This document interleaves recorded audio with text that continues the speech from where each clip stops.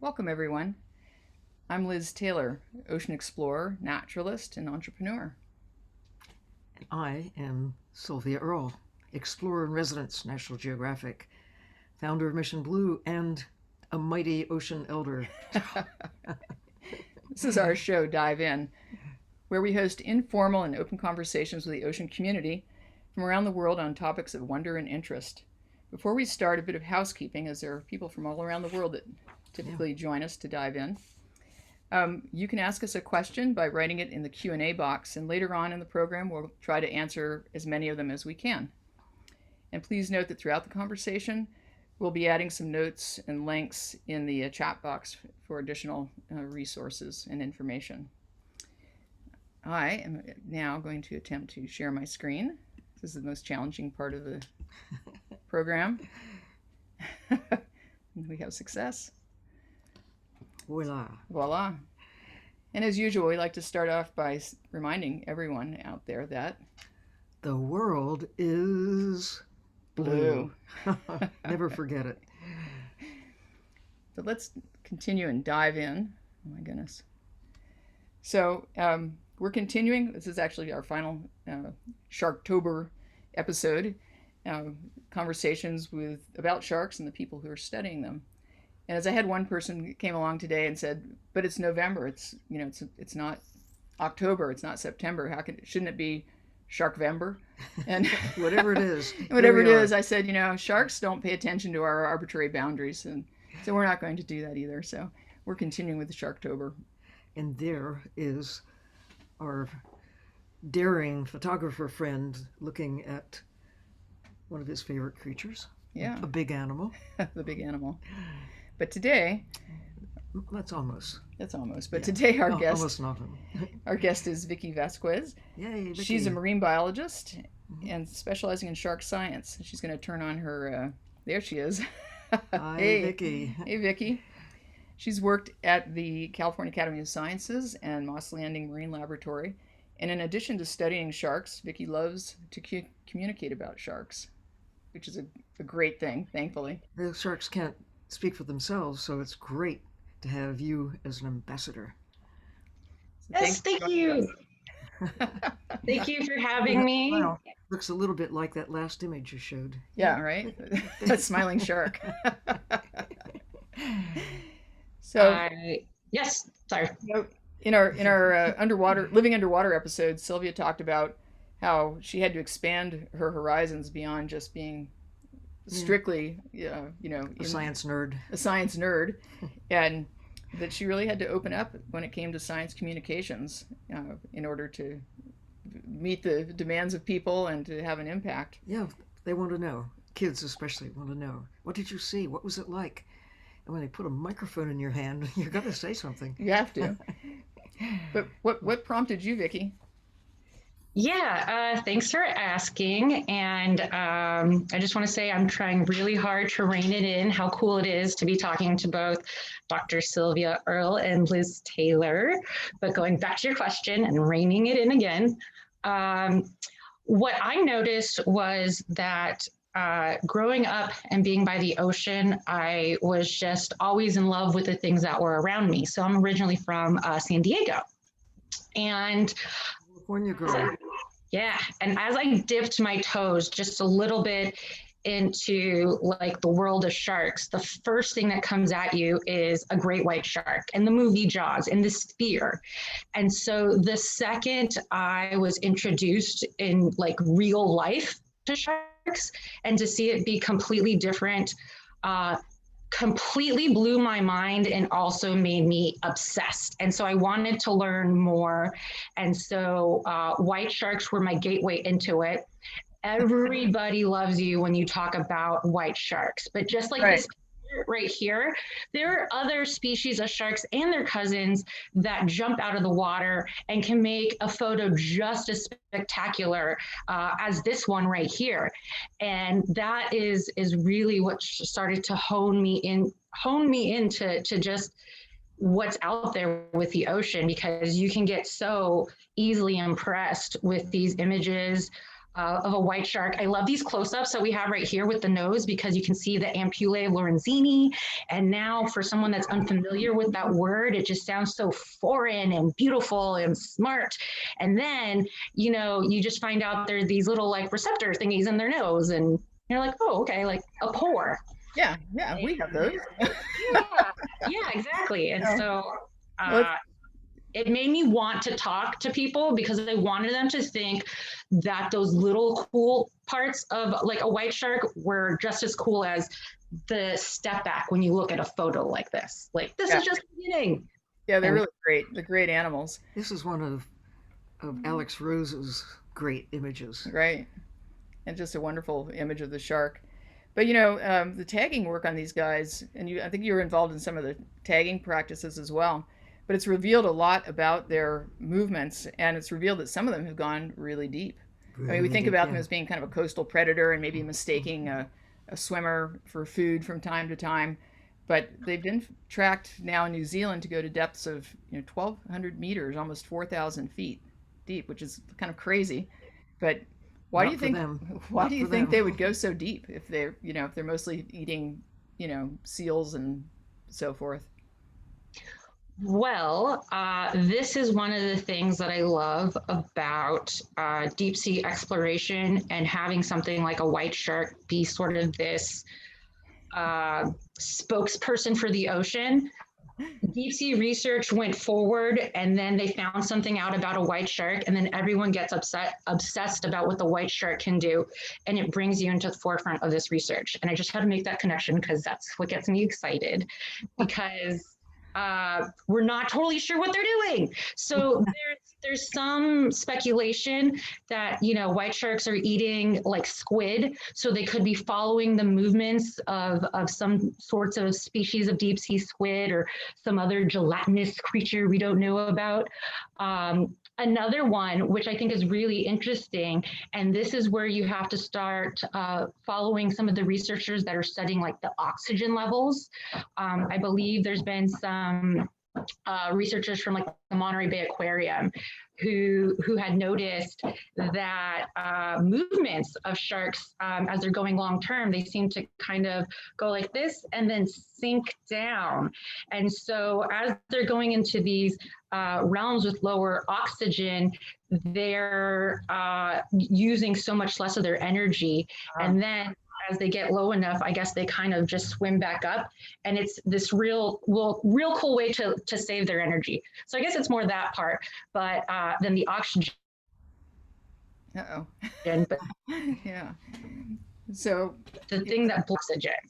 right. So it's almost like again, one of these adaptive things. We've come up with a wave glider, right? That kind of uses that same movement to conserve energy while exploring the ocean. But it seems like maybe the sharks are doing that all on their own naturally. So much we don't know. It would be Yeah, great to slip in the skin of a shark and just feel what they feel and go where they go. Oh, yeah, but such fun stories. yeah. But a lot of your work with sharks has led you deep into the catacombs of The California of Academy. the California Academy of Sciences, in particular, the ichthyology department. Love Um, the smell, right? yeah, Oh, right. Yeah. yes. And I spent a lot of time there as well. I was mostly over in the aquarium section dealing with all Live the animals live animals. mm, But periodically one would succumb. succumb for one reason or another, and I'd have to bring it across to the ichthyology department and be put into a jar or a vat. And there's all these weird shelves. It's such an eerie space, right? It's just you can see some of the shelves behind you here, where you've got all the little guys in different bottles and jars, and the big fish are in these big vats full of Yeah, strange preservatives. those collections look kind of eerie, and people say, well, why do you do that? But it's evidence. This is how we know who lives where and when. So some of the archival collections that go back many, many decades are evidence of what once lived wherever those representatives are from. Maybe they aren't Absolutely. there anymore. Marks a point in time, and also defines individual species, so-called type specimens. If you find a species that's new to humans, they've been there a long time. They didn't they didn't know about us, we didn't know about them. But when we discover something new to us and give it a name, there has to be a reference specimen that really defines the species, or sometimes a series of so-called holotypes. And there they are. The California Academy is a great repository for these precious, it, well, it's history. It's Yeah. natural history. I love that I am talking about taxonomy right now with the two of you because it is And when you're we're talking about changing the world. sharks. Yes, Yeah. and you know something that you might see on like TV and the Discovery Channel, you tend to picture something that's really flashy, and calling this the catacombs, I think, is just the right mood for it because there's this fascination and awe. So what I'm holding right there in this photo is a frilled shark, and it is the only specimen that's ever been found off of California, and this is coming from I think this specimen came from 1948. Wow. So imagine just right off basically our front doorstep is the Pacific Ocean. And this is the only proof we have of a frilled shark, even though we know that they're there. Yeah. This is evidence. It's evidence for sure. Yeah. And and the adaptations of some of the fish, especially the ones from the deep sea, are just so incredible. They got like these big eyes and spines and these really strange jaw articulations and so forth. They're really kind of crazy. And senses we can only imagine. It's like try to explain to someone who's never had sight what it's like to see. If we could just have the chemoreception that a shark has, or to be able to sense electrical fields with those ampuli of Lorenzini.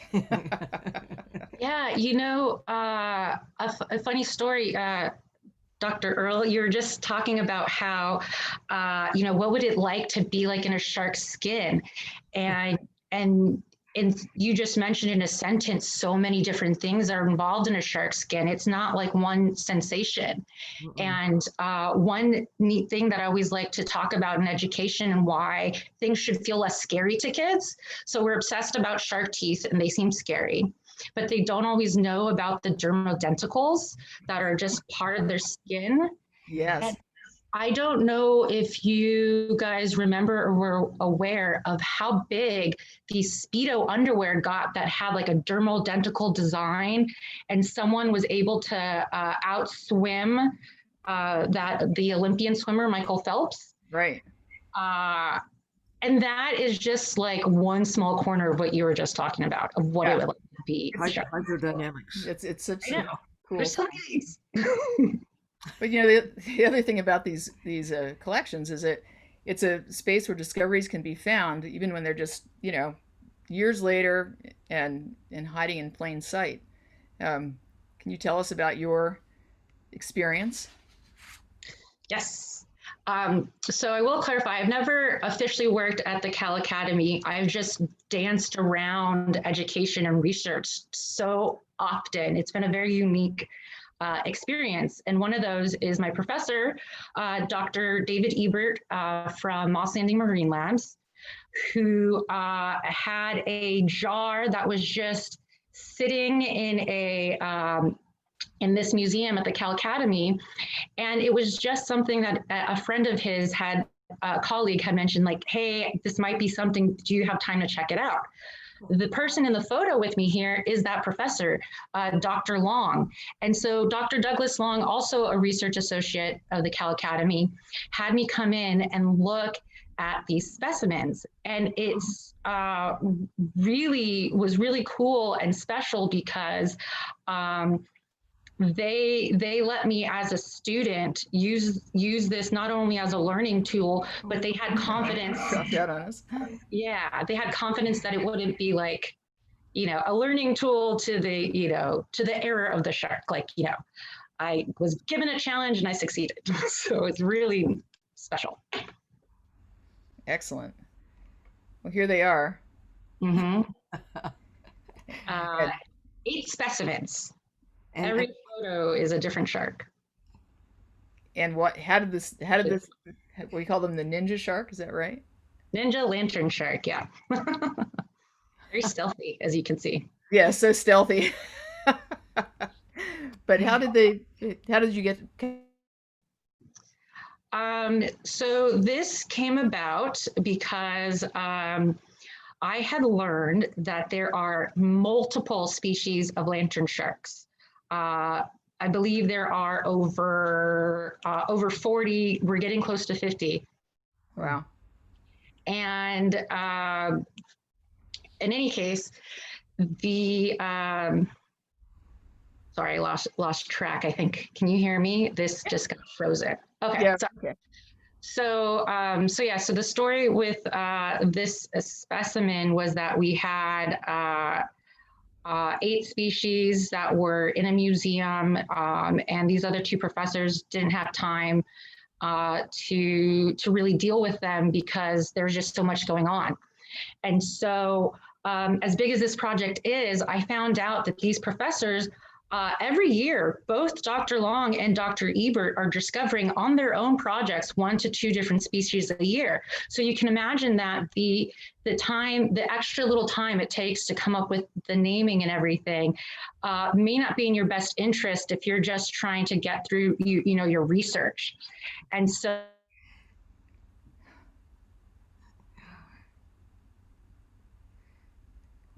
Oh, I hope it comes back. Maybe a little. So I got my little, even though we had a lot of work to do. Yeah, this one project my cousins could help me with could at least make it interesting to other kids, if not other adults. And because it has a black uniform coloration that kind of reminded them of a ninja, they have these photophores, so glowing little cells. And we noticed that if you look really closely, that's part of what you can see in that picture with me and Dr. Long. We can't find a lot of those glowing cells, which means that it's stealthier, we presume, than other lantern sharks. It's not glowing quite as bright. Yeah. And I mean, I didn't even mention why they glow so bright. It's really weird, but it makes it even more like a ninja and stealth. It's the camouflage. Nice. It's their version of counter illumination. So they're glowing just enough so that a predator looking from below can't see their silhouette from any sort of sunlight or other type of light that might be emitting from above them. Cool. So they decided this lantern shark needed to stand out, and so they called it the ninja. Very nice. So it had a few million years to figure that out. Yeah. Took a while. And it even got its own cartoon written about it, didn't it? Yeah. One of my professors is a huge fan of Sherman's Lagoon. And so as a young graduate student, it was really nice to get his attention from Dr. Greg Caillet, because Sherman's Lagoon created the character Arturo, which is the ninja lantern shark. And he has that Latin name because the ninja lantern shark is actually the only lantern shark species found in Central America when we're talking about the Pacific Ocean side. Caribbean's a little bit different stuff going on, but it was really cool that he really nerded out in creating this storyline, which I love. Great. Yay, Jim Toomey for coming on board. Excellent. I know. It was so special. I cut out all the comics when they came on. I'll bet you did. But, the deep sea sharks are some of the most interesting, but they're also some of the oldest fish that are around. The Greenland sharks, like this guy here, they can get really huge, and they're mostly known from bycatch. They get trawled up and dumped on the deck, and they don't survive that treatment. But it has given scientists an opportunity to try to figure out how old do they get to be. I've seen some studies saying that they're hundreds of years old, maybe as much as 400, or maybe even a bit or more. even more. Yeah, but how do they tell the age of a shark like this? So the world of aging sharks is fascinating and is expanding. And the example of a Greenland shark is my favorite example because it involves bombs, which, if you needed more entertainment and flashy things, there you go. Yeah. So with most sharks, what they have learned is that they can age them basically like you would a tree. So you're looking at rings, and instead of the trunk of a tree, you're looking at the vertebrae. And they can actually find rings there. And the aging studies have been hugely important when it comes to shark research and conservation, because it can better help people establish reasons why to give certain animals protection. For example, a lot of people don't know that spiny dogfish are living past 100 years old, looking at 150. Wow. And then you come to the Greenland shark, and the fact that they estimated this shark to live between somewhere up to 400 years is really impressive, because what a lot of people don't know is studying deep sea sharks in this same way of looking at the vertebrae becomes even harder. Because imagine if you're like a coastal shark, you live in a time of seasonality. Things are different. And the deeper you go, the more and more everything becomes the same, and the harder it becomes to really read the vertebrae, and their bones are different because of the pressure.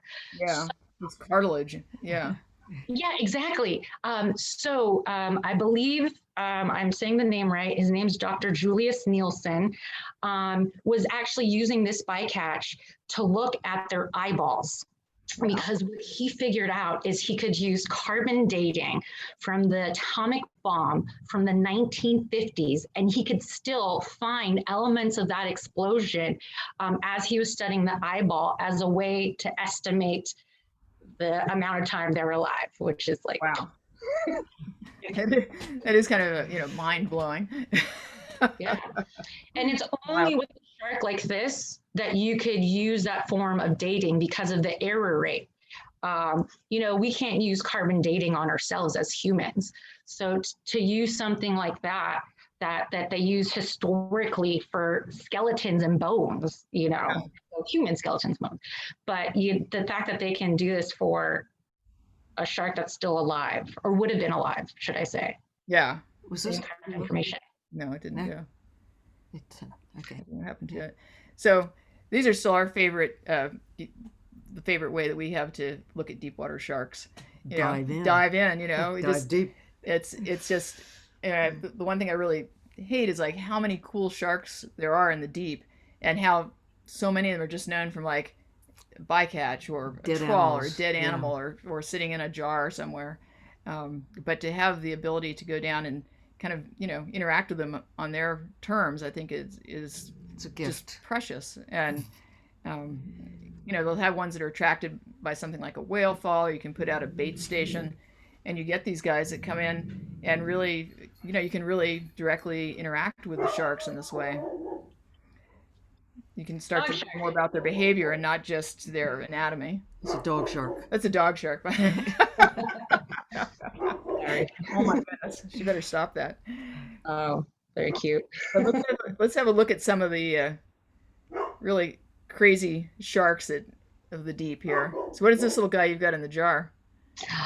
This is amazing. And I have seen some like reenactments of what they think the movement is like. So just to bring it back to the deep sea submersible, I would love to see this, which is the American pocket shark. The pocket shark.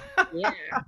Who knew? The United States has its very own shark, and it's this little guy right here, based on exactly one specimen.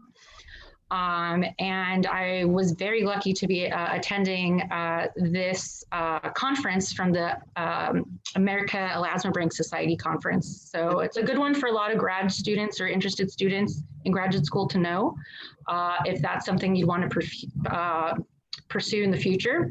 And so there's a gentleman there who had been working with NOAA and came to the conference to show us this amazing thing that he brought. And it was just so cool. And I think there was a lot of paperwork involved to make it allow him to come to the conference with this.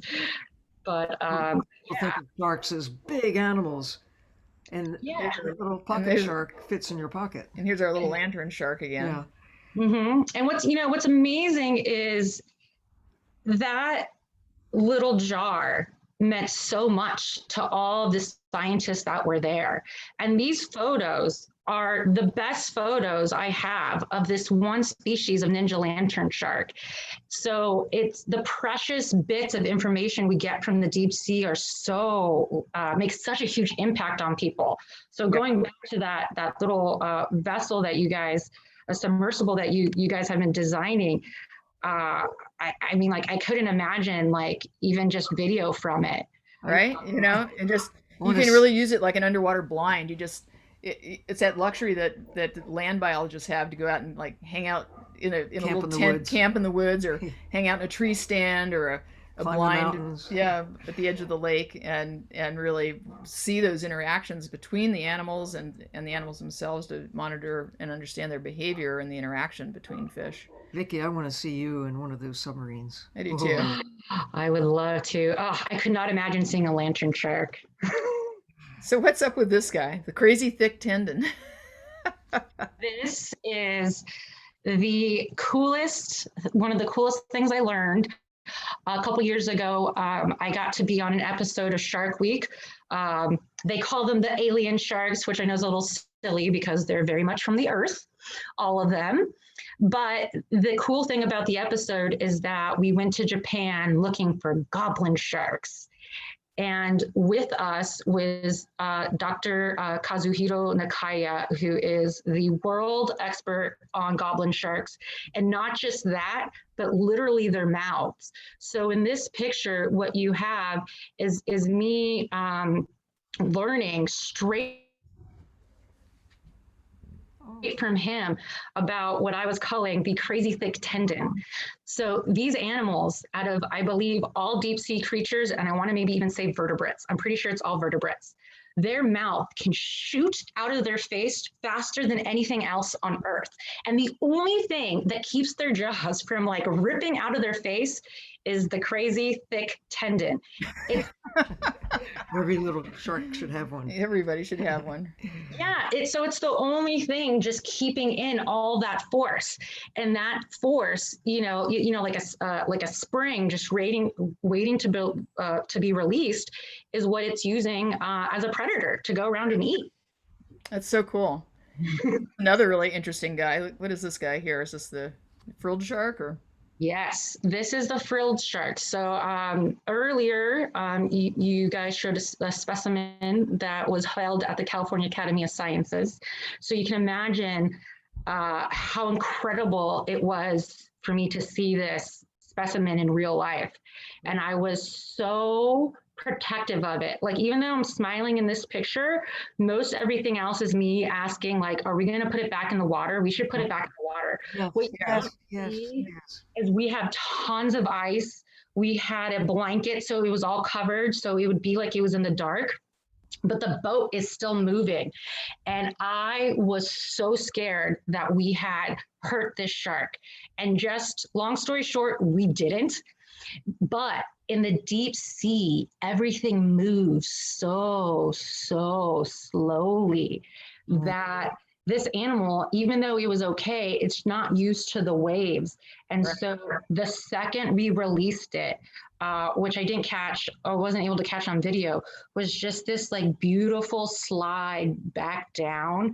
And so I was so relieved, but it's a good example of, like, we don't normally work with deep sea sharks, so you never know what to expect. And this wasn't even the focus of the show, but it was like one of the highlights for me. One of the other things that I love about these deep sea sharks are their eyes. You can get a glimpse of it here, but often they glow with that green, eerie glow. They are able to enhance the level of light that reaches the deep sea, and they look like jewels. This doesn't do it justice. But it's, again, one of the things that is so special about about these animals. You can There's see it a another little one more here. Yeah, look at that Mhm. beautiful green eye. Those My lips. The lips, The lips. the teeth. my little cousin is going to love so much Dr. Earl that you mentioned, specifically the emerald green eyes, because that was the name she was really championing for the Ninja Lantern shark. And the only reason we didn't go with the emerald eyed lantern shark is because all the species have this. Not every single one, but so many that it wouldn't be a good, unfortunate identifier. But We yes, call it the emerald-eyed ninja shark. Yeah. yes, it should have been. But it's so The beautiful to eyes. green-eyed lady. So why are they called ghost or lost sharks? So lost sharks refer to the specimens of the shark world that we don't know about, and they're called lost sharks to help really emphasize the fact that when we don't learn about these animals, they can basically disappear before we even knew they existed. And so I really appreciate that we mentioned a lot that these animals are coming from bycatch, because it gets into a very complicated conversation about fisheries. And although fisheries have a lot of serious problems, it's only by the grace of those specific individual fishermen that led us onto the boats that we can collect this data and learn about the deep sea. So it's a very bizarre situation to be in, but how lucky we are to just get to look at this bycatch and find out that, you know, some of these specimens are new. Having said that, Vicky, it's inexcusable that we're dragging these nets Yep. across the ocean floor and taking creatures that are hundreds of years old, or even if they weren't. They're Absolutely. innocent animals that we're just killing, slaughtering, and throwing away. And it's I think inexcusable. It would be different if we didn't know, but we do know.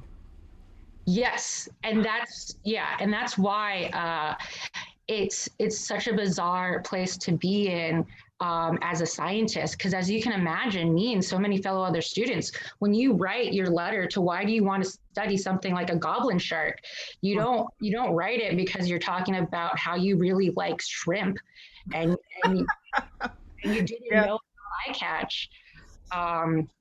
But That's yeah, the cost of eating shrimp Yeah. and many of the yeah, other bottom it's dwellers. it's so bizarre. But yeah, uh, the goblin shark. Oh, and this is actually a really great segue back into the goblin shark, Yeah. because it was the Gulf shrimps, the Gulf shrimpery in the Gulf of Mexico that found a full size one that we haven't seen in years, and so. It's these amazing moments where you go, wow, it's a 20-foot goblin shark. That's an amazing photo. And then your heart drops at the same time because it's all this Dead shrimp. on the deck. Yeah. Yeah. So the one thing that I can say about the trip, when I went to Japan and I was with these fishermen who were like 80 years old and they did the same thing every day. And they were very honest. They were like, the sharks are trash to us. We don't want them. We just want the shrimp. So it was this bizarre exception where they didn't mind us working with the sharks and releasing them. It was nice that we could release them alive. It was I know it's a bit of a digression from what we're going at, but I think it's hard to look at, and again, actually this goes back into why submersibles are so much better. You Right? get a lot of these photos and it's hard to ignore maybe why you got one of them. Yeah. Because like this photo, for example, has a very nice black background, but the teeth are completely protruded. So unless this is an action shot, this is probably like a very nice stylized shot of the shark, because normally as a goblin shark would be swimming, as I'm sure you guys could imagine, its mouth is probably just Yeah. He's all normal. Yeah. It's not Lips in. not poked out. Yeah, not poked out. Aw. Aww. So rumor has it that your very favorite shark is the one called the cookie cutter. Yes. Yeah. Going back to shark teeth, these guys are so great. I love it because it's a small shark, very closely related to lantern sharks, by the way. And it just totally spoils all your shark myths. A scary shark, a shark that'll kill you. Like it's the size of your, forearm if you're lucky. Cookie cutters. Cookies. And look at this mouth. I mean,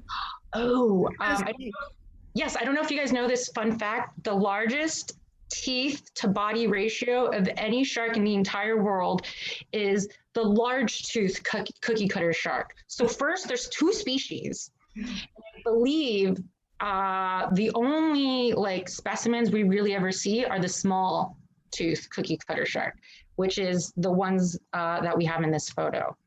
And they're just so weird. Looks like a crown. It really does. The bigger ones are in the top, and then those smaller, tiny ones were the bottom. And so this picture is really nice because it is a good example of why scientific names can be really important. Because even though a lot of us call this the cookie cutter shark as a common name, some people call it the cigar shark. So as you can see from the smaller photo, how it might look like a cigar shark, and you would have no idea talking to somebody that you could possibly be speaking of the same shark if you were only using common names. Right, exactly. And again, green eye. Yes, so pretty. Emerald eye. But they really do leave a mark on animals. I mean, it's, you think about coming back to the great white shark, and he comes in and and he grabs the poor little seal and dispatches him. But look what the cookie cutter just comes along and just, kisses them. just on them somehow. But take a little bite. But it's, I mean, how do you think this one seal ended up with so many cookie cutter chomps? Maybe got into a pack of them. A pack? I don't know. Maybe they do school. Who knows? Seals can go really deep. Yeah, that's true. And sea lions as well. We see them lounging on the beach, but or sometimes when we're out snorkeling or diving. But some of the deepest diving mammals are seals and sea lions. Yeah. The monk seal in Hawaii can go to at least 1,000 meters. That's true. Yes. Yeah. So I would encounter or be fair game for those little cookie cutters. Just yeah. Yeah, and I think we even have a cookie cutter. I brought mine. This is my favorite. Pizza cookie cutter. Oh yeah, look at the shark cookie. Yeah. But you guys definitely beat me. You have multiple. I only have the one. Yeah. And I definitely think if you and I were competing for what took down the seal in this picture, I definitely think it was multiple cookie cutters. Yeah. A whole pack of them. Maybe have a Yeti one here, Yeah. So. But yeah, I think that there are evidence that there might be schools out there because of this. What they think happens is a cookie cutter, I'll use this guy, comes along and then basically chomps and uses its whole body to rotate. And that's why it has such a weird mouth, because it's not like other sharks, they kind of chomp with their whole head, and this guy's chomping with his whole body. Yeah, it's kind of spin. Get some lip. Yeah. And but there is evidence that a cookie cutter shark has potentially bit a person more than once. I mean, that part's definitely true. Whether or not this person was in a school of cookie cutters or it was the same cookie cutter is up for a cookie cutter debate. There's the U.S. Navy was really perplexed when their nuclear submarines would come back from their exercises, and the sail, the part that actually comes up to the surface, actually had these marks all over it, and they didn't know what it was. It was like a mystery that finally was solved when he realized that it's a little cookie cutter taking a bite out of our nuclear submarine. That's not a very nutritious bite. No. Better to go. This is really fun for me to hear because that's how I learned about the fact. It's from me talking about it. I love that one about the boat. Let's get back to the science communication. A few years ago, we had a chance to work with you with a big group of students from the Seven Teepees program. Can you tell us a little bit more about that program and how it helped to engage kids with science? Oh, absolutely. The Seven TP's youth program focuses on students in the Mission District area of San Francisco. Predominantly, this is an area of many Latinos and recent immigrants, predominantly from Latin American areas. And so the reason I mentioned that is because of the fact that I speak Spanish. So I had this really special, unique situation where they were looking for someone with marine science experience to help teach something that they called the WAVES program. And so they were giving the students from their typical giant program this honed in experience with the oceans. And it was really amazing when we found out we didn't have too many rules to go with, which meant, yeah, that we could just like spoil ourselves with ocean fun. And then we could do a lot of it in Spanish, because what I realized, at least in our situations, is that when I and these students were working with one another, language a lot of times can be a barrier. And so if there is something that you want to move forward with, I can understand how someone can feel a little dissuaded or discouraged if language is somehow keeping them from getting as involved with something as they wanted. And so since the program didn't have to be in English, we totally mixed it based on students' personal interests. And so plenty of students were, just English speakers, didn't even know Spanish. But it was great that that student could get an equally immersive experience, as you see in this picture, as the other students in the program. It was really just up to them how much they wanted to dive in. That's right. It was just so great getting them all at our workshop in Alameda and having them just come through, and I think they all had to climb into the submersible like at least twice. Imagine that they're going deep. Yeah, imagine they're going deep. And I hope someday we can take them deep. Yeah, and in the interim, while we're still kind of sequestered and sheltering in place in many places, it's hard for kids to get out and to get involved in these programs right now. But I'm really glad to see that some of the public aquariums are starting to reopen in safe ways, and it's just they're such a great resource. I mean, they have been for me, and I think for you as well, to be able to at least be able to go to an aquarium, and even if in a landlocked area, there's lots of public aquariums and opportunities to reconnect. Yeah, we're so lucky here in California. We've got the Aquarium of the Bay, the Steinhardt, and of course the Monterey.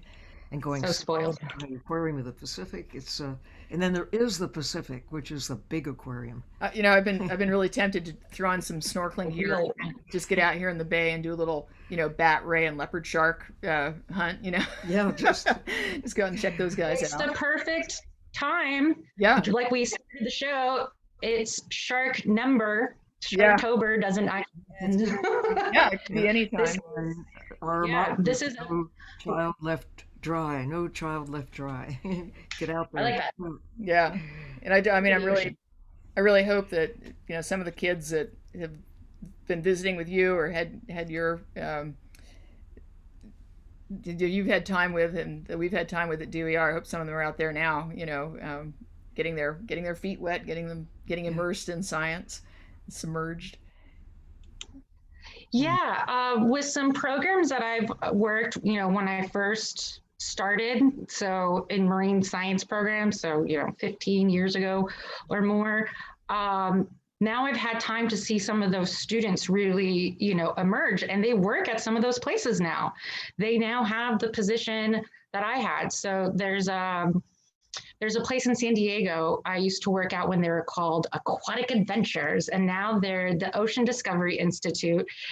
And I love this place because I was there when they were first talking about having this location in like intercity areas of San Diego. And when I say intercity, it's weird because that makes it sound like you're not near nature, but still 20 minutes was far enough for, and you know, intercity is like where I live, which does not feel that, other than you're 20 minutes away from the ocean and it's not easy to get to. And so now I can see how that program, there's other newer programs around, like how we're talking about, you know, newer to me, like the 7TP's youth program. So I haven't had enough time yet to see those students go into those positions, even though I know that past ones have. But here with the San Diego job, it's position, it's really cool now to see how those students have many have stayed with it. And even if they don't stay with the oceans, I, you know, have had so many different education jobs where, you know, there's a parent who did something and they remember that. And so the biggest take home that I've gotten with marine science education is that despite the fact that it is painfully hard to ignore some of the terrible, terrible things that are happening with our oceans. And it's so scary to think about where things are going in the future. But it's always that like childlike spark that I think helps reboot people's batteries for those battles or more complicated conversations. And so that's kind of like the base of what really drives my science communication is just trying to, you know, keep people's batteries charged on that, because it can be really hard sometimes. Yeah, So. and getting out in nature is the perfect antidote. Yeah, it doesn't matter who you are or what you do with your life. Being knowledgeable, caring about the natural world, realizing that the ocean keeps you alive, sort of fundamental. And yes, you can become a scientist, and yes, you can specialize in sharks. Some people will do that, but everyone should have that basic understanding and respect for the ocean. And best of all, to go dive in and experience it. Whatever you do. Yeah. Whether you're an artist or even to be a lawyer, you should know the ocean. It's true. Even a lawyer. Even a lawyer. Well, that's a different kind of a shark, right? Yeah. We have friends who are lawyers. Yes, we have we to be do. careful what we we have say. to be careful. But I think most of them think about it. So. Yeah, it is a compliment. That's part of the song, right? You Yeah. know, baby shark, do-do-do, lawyer shark, do-do-do. Yeah. That's it. So we're going to move on to take some questions from our viewers. So Emma is asking, she's saying, as a teacher, I'm constantly educating my preschoolers on my love of sharks. How can we instill a love of sharks when educating children about the ocean while recognizing the fear that many people still have? Get over it. Oh, now, come on. Oh, I love your answers. But yeah, that's the thing that's harder when you're talking to, you know, a 4-year-old or a 5-year-old, when there's, you know, however it started, whether it was with them for some reason or something scary that they saw, like once you get to that point of like fear in somebody and you can't like talk them out of it, that's the one thing that I've appreciated talking with and working with kids, because there's some bit of that that's still true with adults, even though we're better at hiding it. And so that helps me figure out ways to get people interested in sharks. And so my education has gone all the way from, there was, I don't know if you know, there's a Ninja Lantern beer from a local San Diego brewery. They did like a special brew during Sharktober a couple years ago. And they are called the Ballast Point Brewery. Remember that one.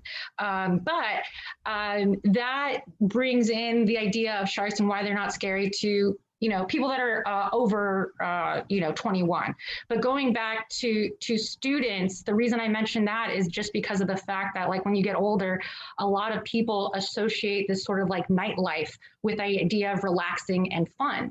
And with students, that fun can just be a lot of the silliness. And so when I say silliness, I literally have the baby shark. So this is kind of hard to see the price tag as you start to see it. I did not buy this. I bought the jar though. I didn't take it off. But what you're looking at here is a brown banded bamboo shark. And so with the idea of something like baby shark that has gotten a lot of kids interested into the idea of sharks and brought the idea that they're not scary, you can start to bring things like that guy into the conversation. I love to bring up the brown banded bamboo shark as a baby because, as you can see, it does not look brown or like bamboo. The black and white stripes are like a very venomous reptile that lives in the ocean, a sea snake. Yes. So as these baby sharks are small, they're trying to hide. Well, not, I shouldn't say hide. They're trying to protect themselves by not hiding and looking scary. And when they're adults, then they'll hide. And so It's a camouflage. yes, yeah. And I try to bring stories in like that to students. And so even though preschool or kindergarten can be a very young age, just by having some sort of visual and then having a song like Baby Shark can bring us into a story. And then I think stories are what will make sharks less scary. And then, of course, you can, redirect that towards your audience. So, and maybe somebody doesn't need a story, but going to aquariums that have like a touch pool of some sort is pretty nice. And at the aquarium of the bay, they bring in like small leopard sharks and things. They let kids kind of pet them on the with 2 fingers. Don't pull the tail, but they get a chance to feel that skin and as we talked about having it goes into like fashion design at this point. Kind of looking at how swimsuits are made and kind of equating sharks into other areas and other uses besides thinking of them as either being scary or being something that is consumed. The great thing about educating a kid is they can educate the grown-ups. That's true. Yes, I love when that happens. Okay, we're going to move into some other questions here. So Amanda is asking, how do the deep sea sharks cope? How do their eyes cope when they're brought up to the surface? This is a really good question. It's one we don't really know the answer to because they've been so poorly studied. The majority of sharks that are deep sea, once they come to the surface, they're not even alive. So the work that we were doing is probably is definitely one of the first. So our group was the first ever in the entire world to ever tag a goblin shark. We were able to tag 2, which is really cool. But at the same time, when you're in that forefront of something, it's scary because you don't have everything you would ideally want. And so what I would want is the kind of research we have on a lot of other sharks where people have studied their eyes, like lemon sharks, for example, and they have like a good idea of what colors they might be able to see. With the deep sea sharks, the only thing that we can say is that what we know from other sharks, there's no reason why the light should have any permanent or extreme damage, but I can't imagine that it's pleasant. And that's orienting, yeah. Yeah, and that goes again back to like the sort of uncomfortableness if you're trying to study deep sea life with what humans currently have access to do that work. Yeah. So we released those animals, and as far as we can tell, they survived. But the reason I say it that vaguely is to, one, be completely honest, because you always want to be honest when you're doing science, so that way you can push the successfulness of it as much as possible.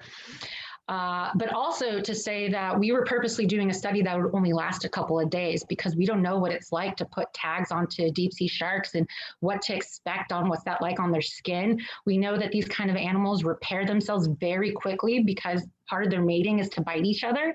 But again, we specifically had a metal that corroded after a couple of days. So we don't know if there's long-term effects, but I highly doubt it. But that's why I want to be very candid. Yeah, no, that's good. That's great.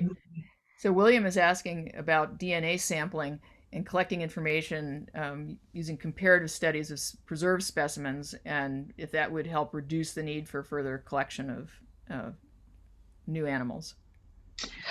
That is a wonderful question. But one thing to keep in mind is that there's very few, you know what, I'll take that back because I don't know what's going on with every single approved research study. But a lot of the time, and most of the time that I know when scientists are getting these specimens, it's again this bycatch. Normally, we're not even out in the field for this. We get something in the mail, which means Shark by mail. yeah, we've been FedExed new species before. Yeah. Or my professor has, Dr. Ebert. A new species of ghost shark, actually. It's kind of funny. But so your question is really great because in one sense, yes, there's a lot we can learn from past specimens, and a shark that, which is now called the lost shark, is a species that was discovered officially in 2019, but we think is non-existent in the wild. And so what we're all learning and still learning in that information about those sharks, they're coming from stuff that's been fished. Rarely are scientists putting in a like an expedition to say we're going to go to this area and we're going to catch random stuff and see what it is. That definitely still happens, but even if if all science stopped that, the amount that we're moving forward from the bycatch isn't something we can control. But all the more reason why we need to take ourselves into the deep and to have the gift of time to not just bounce in, bounce out, but to be repetitively at the same location over hours, and to be able to put cameras that can stay, that we can retrieve. The landers. Yeah. Right. And actually to sample the water, you can get DNA samples out of the water itself to know about who's been there. That's true. New techniques that are making the ocean better known than it has been in the past, but there's still so much we need to do. And it's really distressing to realize that one of the really largest of the skates, relative of the sharks, barn door skate, they're 7 feet long, are now thought to be extinct because of bottom trawling. It's just They horrific. they're a North Atlantic species, but they used to be so common, and the fishermen didn't want to catch them. They had a way of tearing up the nets, so they weren't out to get them, but they managed to succeed in getting so many. Like a lot of these deep sea animals, they live a long time. And they Yeah. could easily be basically exterminated. Yeah, I'm so glad you brought up skates because, again, when you think about sharks and what needs the most protection, it's why a lot of shark scientists, when really these are any scientist studying cartilaginous fish, so any of the rays or the skates or the ghost sharks, they, ghost sharks are also called chimeras, but you start adding shark to all of them, in a way, because they're all the same in terms of what we're really thinking about a shark. When you break it down, a skate is just a flat shark, which is why that's a hashtag. All the batoid scientists love the hashtag flat sharks need love too. Yes, there you go. Like manta rays. Yeah, because these animals are so fascinating on their own. They just need that same, in my opinion, movie chance that the white sharks get. Yeah. But yes, a big to not, well, to prohibit the sale of shark fins. I think we ought to protect all sharks, period. Whole body approach. All of them. Yeah. I mean, why would we wish to kill a shark or a ray or tuna fish for that matter? But well, this is a question here from Farah saying, what are your views on this potential that millions of sharks might end up being killed for COVID-19 vaccine production from the squalene? How can we help to raise our voice and awareness about that potential? You know about that, Vicky? Yeah, I'd like to hear your guys' thoughts, but from what I understand, a lot of that is parts of misunderstanding. So one, a misunderstanding that sharks can actually help with COVID at this point. And then two, although there might be a fear of somebody harnessing sharks for that specific reason, I have no idea of any evidence of that specifically happening. So I'm curious if this is, one of those scary examples of, just social media and online rumors twisting things. So if you guys know more about this, I would love to hear more, but I think definitely sharks aren't going to help with COVID solutions. Right. And then the fact of the matter is that there are squalene equivalents that are plant derived, particularly from olive oil and so forth, that are, if safer. If there's any truth in the use of squalene as a pharmaceutically active, useful product for COVID-19 or whatever. Yeah, I don't even know how that connection got made. Right, there's synthetics, yeah. You don't have to, there's no justification for taking sharks other than, yes, they do have squalene. It's there, yeah. But at what cost? Yeah, it gets back to it's almost like this way that they're trying to kind of artificially create a market for the bycatch, and we ought to just not be using. You should be penalized for. Yeah. So. Like the Chesapeake Bay, that is one of my most frustrating stories of people misusing trophic cascade, which is a really great story. And the Chesapeake ray is such a great example of why you don't just want to put stores in different places unless the science tells you that it's there. And so, people were thinking that shark depletion on the East Coast was leading to the population increase of Chesapeake rays. And that's not to take anything away from that huge problem that I just slightly mentioned of East Coast population declines of sharks. But that effect didn't increase the species of Chesapeake rays because they naturally swim in these gigantic schools. And I believe what was happening is the natural collapse of shellfish fisheries. And the reason I say natural is because that's what happens with overfishing. Like, they're not sustainable practices. Sharks or not. Yeah. And so people thought that this ray was increasing because there weren't enough sharks to eat them. And now all these rays were killing all the fishermen's shellfish. And so if they could kill the ray, they were going to actually help the shellfish. Yeah. It would help the shellfish if we'd stopped killing them. Yeah.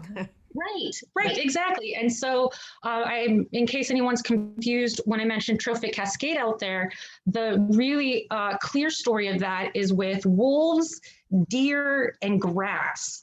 And we've seen that on land, and that can be proven. And so when you think about a predator eating a herbivore and that it messes up your plants, it's easy to come up with versions of that story with sharks, but the ocean is just way too complicated for us to try to come up with solutions like taking out one animal to fix another. Yeah, you are so on the mark. Right. So we've got time. We're kind of at the top of the hour, but we've got time for 3 more questions. Okay. I'll try to keep them short. Okay. Elizabeth is asking us, how much do we know about the evolution of the deep sea sharks? Not enough.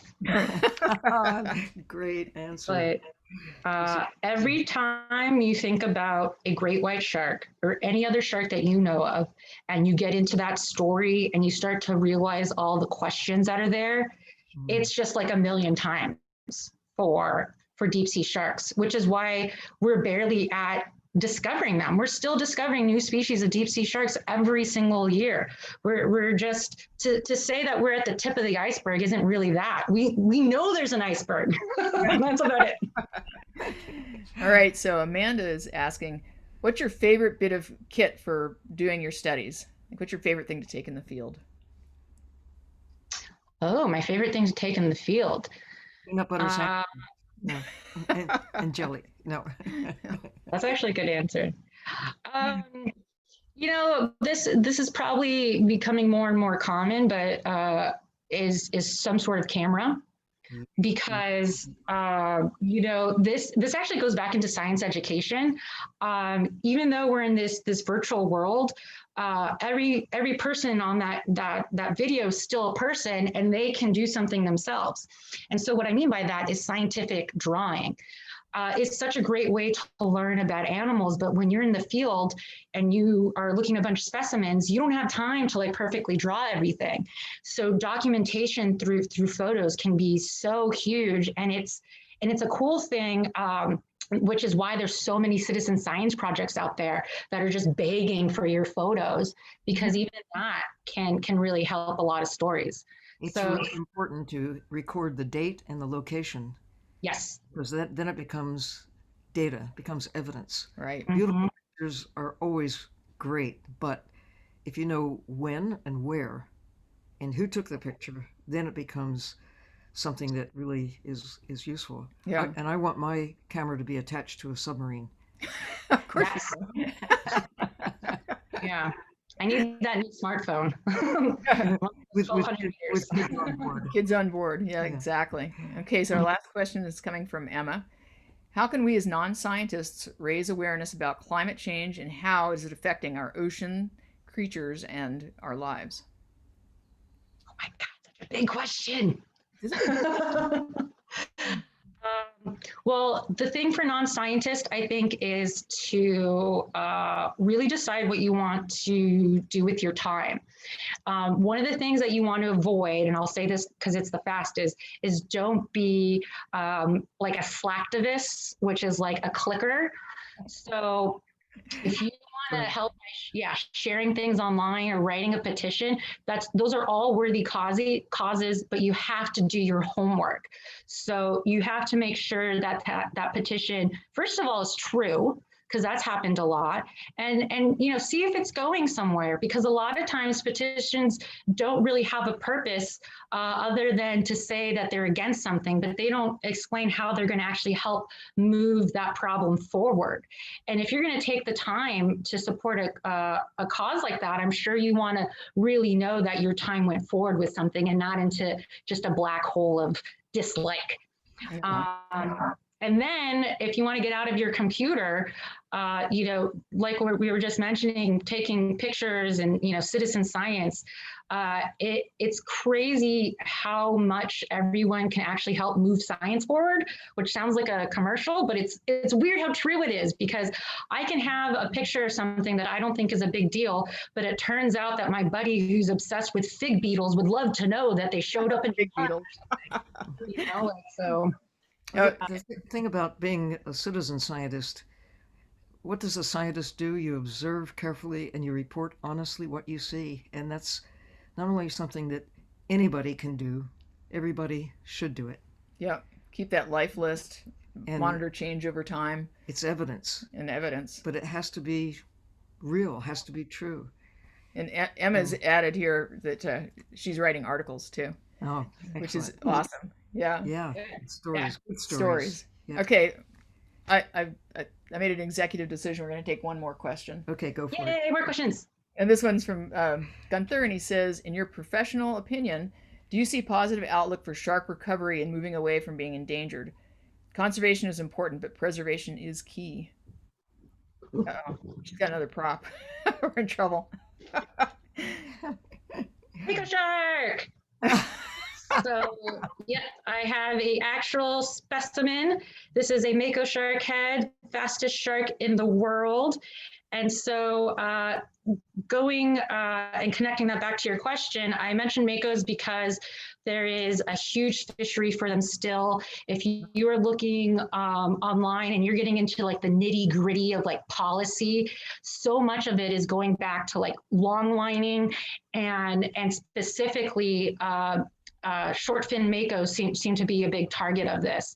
So I show it to you because I happen to have it, but like that's a great cause to look into. Did I answer that question good enough? I got too excited with my specimen because it was so cool. Well, really, I mean, I think a lot of it comes in Protecting larger areas, protecting these swimways that we've talked about on some of the past episodes, because many Yes, of the absolutely. sharks, like those makos, they're really highly migratory. They're cruising around between different areas, and when we set up an MPA in one place, um, what's to protect them while they're transiting? And to your point on some of the episodes, we've talked about high seas protection Right. and the Half importance the of that. world. Half the world. Why That's aren't where the we? makos mostly live. Yeah, and I mean, just large initiatives like that could be so helpful in kind of turning things around. Giving them a safe haven, Yeah, making Earth a safe haven for all of us. But truly, the combination of large areas that are safety zones for life in the sea, but just as we protect eagles across the board, we just have agreed now. It took us a while to get over the idea that killing, you know, raptors was a good thing. Now we know it's a really bad thing. We stopped killing them by and large. We don't kill songbirds mostly. Why can't we say, look at fish in the sea in the same way? yeah, We used to eat songbirds. We're still eating fish in a way that is simply not sustainable, and we're not respecting the other values at all. And sharks, in particular, are not on our menu by and large. Never mind the fins that are a luxury item. It's certainly not a matter of need, it's a matter of choice. Why don't we choose to save sharks across the board? You know, yeah. embrace them They do with, such an important, natural services in the ocean. we need them. We do. We really need them. Mm. Yes, I agree. All right. Well, now we are past the top of the hour, but Vicky, I want to really thank you for Yeah, you're taking great. your time to join us Thank you for today. having me. And I can't wait till we get back to a time when I can have another big group of your kids come through and hang out in the subs Oh, they can't wait, really. and let's see if we can't put together like a bay snorkeling trip and go out and look for And those dive in. look for those leopard sharks, do something like that. You can socially distance and snorkel at the same time. Oh, absolutely. And, you know, not necessarily actual pool noodles because of the plastic, but you come up with your own concept of that. And that's great for snorkeling, which kind Yeah. of brings like my closing words would be two, for anybody out there looking how to help. One is always, if you can't convince somebody to avoid seafood, let the fish live. If you can't convince them, can inform and educate yourself on sustainable seafood. So one by one, you can be like, okay, maybe you don't have marlin, and here's why, because of the long lining. And you can at least take them down species by species of why, what's going on and why you should avoid stuff. And then the second one is plastic. Avoid all the plastics you can. That's why I mentioned the swimming pool noodles, but then immediately took it back because as much plastic as we can in the oceans. We should develop a new noodle. Let's Yes. canoodle on the noodle, right? But we have some closing words. Yes, We do this all the time. But I mean, every time. well, we have to say a few Oh, other things first, Okay. and then we can And say then we your can do our closing words. Yes, you All right. can. But thank you again, Vicky, and thank you to our producers and partners, Ocean Elders and Medley Media, and everyone in the community that keeps coming back and showing up and participating with us week Diving after in. week, month after month, and diving in. It's really starting to feel like home to us. You're joining us here in our home library, and we really love these informal conversations and talking about everything from sharks to living underwater to the need for greater diversity in marine science to the value of speaking Spanish. Yeah, for sure. So wonderful. And speaking shark. We appreciate everyone. And you really made us believe the dream of Dive In as a conversational platform for the entire ocean community, and it's really coming true. We are going to come back next week with a returning guest, Amos Nahum. Yes. The big animal. The big animal. We're going to be talking about the ethics of wildlife photography with the big animals that he works with. And I can't wait. Yeah. And this and the past episodes are available on Ocean Elders channel on YouTube. And now remember, take care of the ocean. As if your life depends on it. Because it does. Thanks, everyone. Thank you, Vicky. Thank you, Mako Shark. Thank you, Ocean Baby Elders. Shark, Ocean Elders. Baby shark. All the sharks. Ocean. We'll see you next time.